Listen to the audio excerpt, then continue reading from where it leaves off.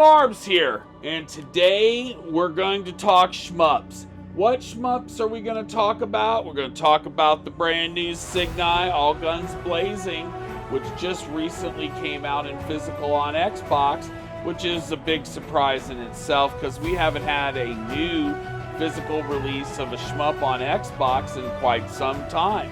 Now, what's different here is this is a Scottish developed shmup, and it is marketed and distributed through a Japanese company, with developer Keelworks being the developer on this project and Konami being the marketeer and the distributor here. Now, I'd like to bring in GODZILLALOGIC here to talk shmups and tell you all about their impressions of the game. Sure thing, Marlbs, thanks.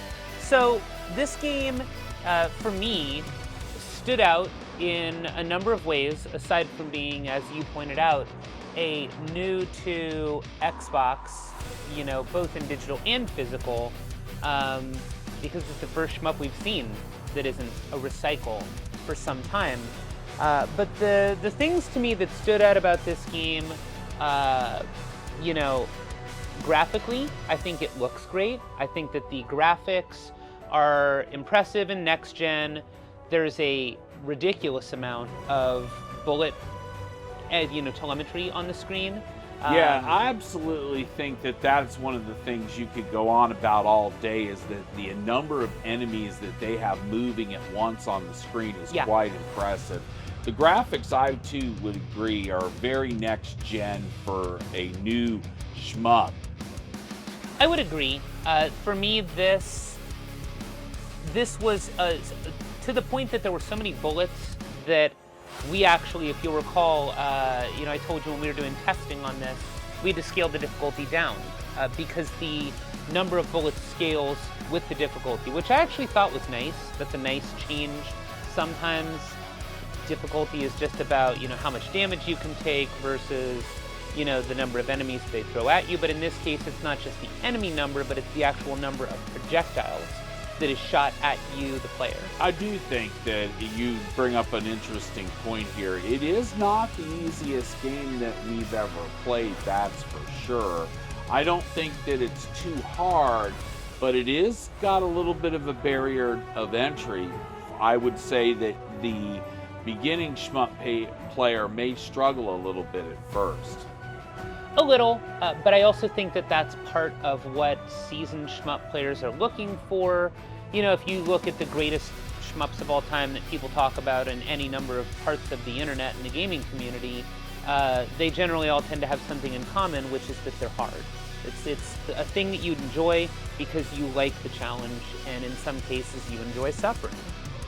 I agree with you there too, I guess, but I just think that one of the things that was really frustrating for me was trying to get my head around the upgrade system.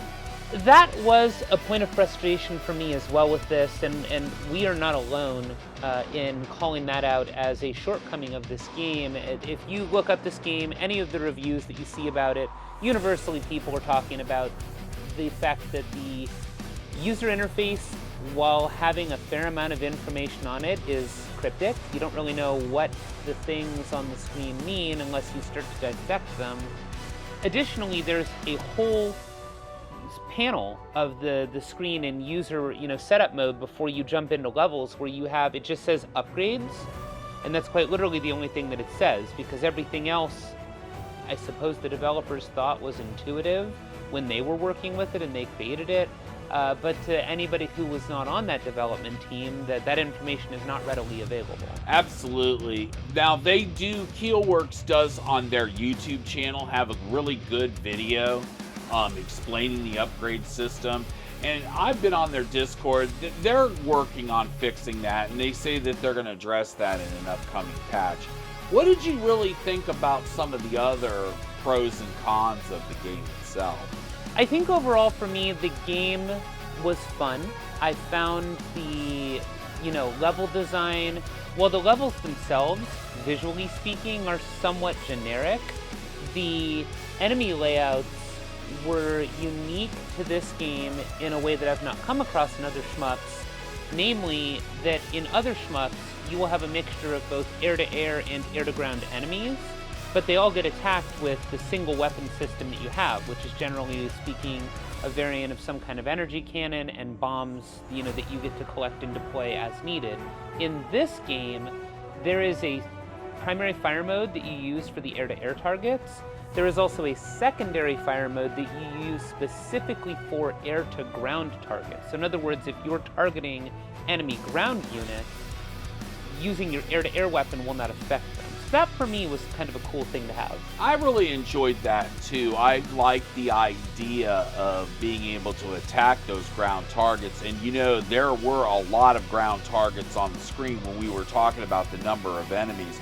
And we didn't see any slowdown. I mean, it's very good at processing the amount of targets on the screen, and I guess that comes from their decision to use the Unreal Engine. Agreed. Another piece that I thought was very interesting about this game, and as I continue to play it more and unlock more of these upgrades that we talked about that are in that screen, my hope is that I'll start to really be able to customize my experience. And what I mean by that is that this game has a feature where as you go through the upgrade system, one of the things you get to choose is your weapon firing patterns. So in other words, you can have like a straight shot or more of a spread shot that covers a bigger area. And then you have a total of, I believe it's either 5 or 6 guns that are on your ship, and you can customize different patterns for each of these. So you can, in essence, decide how you want your ship to fire, what it will target, and then when you're in the levels themselves, there is a feature that lets you shift dynamically the amount of energy you devote to firepower versus the amount that you dedicate to your shield system. So in other words, you could go in there, literally all guns blazing, as the title mentions, with no defenses, and you won't be able to take too much damage before you lose a life. Or you could go in with lower offense and more defense. What do you think some of the negatives are of the game? What did you find that you really irritated you about it other than the upgrade system? I would say the biggest irritation, and again, shortcoming point for me, was what we discussed with the upgrade system being entirely confusing. We were not able to find anything. No, not really. Not both at you and first, I coordinated with each other via Discord and other means to Yeah. say, wait, what have you found? Yeah. I found a YouTube tutorial. You found the developer's website. Hopefully these things in a future release get corrected. One of the other big pieces for me that's a disappointment, I don't know if this will change in a later iteration of the game, is there's no online multiplayer for it. Yeah, the only couch co-op, it would be so great if you could play this over Xbox Live. It does really lend itself to co-op play very well. Yep. And it would be great if you could play it over Xbox Live. The developers have acknowledged that, and they say, that's a tall ask. Yeah, and I don't know if the reason that decision was made had anything to do with budget development. I'm not sure. I wasn't part of that. So I will say overall, while there are some negatives about this game for me, that my vote, if I was to give this a score from 1 to 5, 1 being the lowest, 5 being the highest, I would give this a solid 3.5. For me, if there are things that if they tightened them up, I feel like it could be a 4. I think even though the levels are short, and therefore the gameplay for the campaign tends to be kind of short, there is an arcade mode, there are things you can do with the difficulty, and the developer has hinted that they want to do continued work on this, so if those changes are made, then for me this could be a solid 4. I would agree with you too. I think as they add and patch it and add more functionality to it, I think that it will get to a solid 4. I think right now it's more of a 3.5, maybe 3.75, maybe. Also, too, the training mode using the Konami code at the screen is an option that people can do. Oh yeah, that's a really cool one. I'm glad that you brought that up because I'd forgotten that it's kind of fun knowing that that's out there, and the developers have not yet talked about it.